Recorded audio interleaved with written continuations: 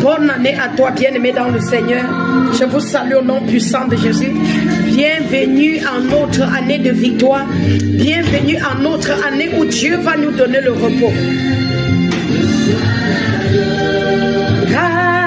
Nation, tu es le roi de gloire, notre victoire. Est-ce que tu comprends ça, bien-aimé dans le Seigneur? Dieu est notre victoire. En cette année, Dieu va nous donner la victoire sur tous nos ennemis.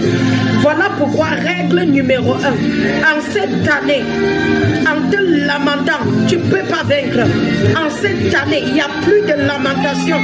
Enlève cela dans ton dictionnaire. Enlève les pleurs.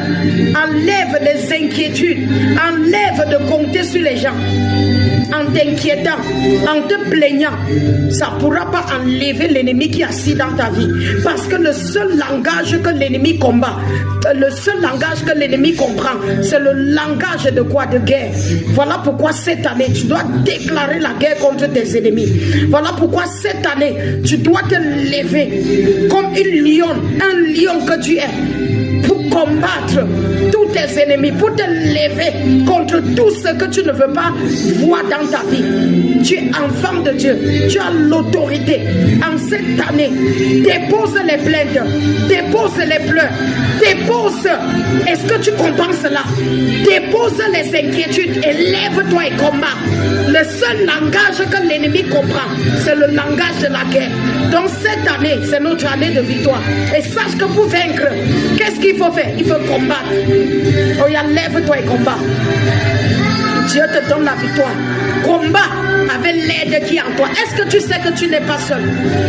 Dans le livre de Jean, Jean chapitre 14, le verset 16 à 18, Jésus a dit quoi? Je ne vous laisserai pas orphelin de père et de mère. Est-ce que tu comprends ça?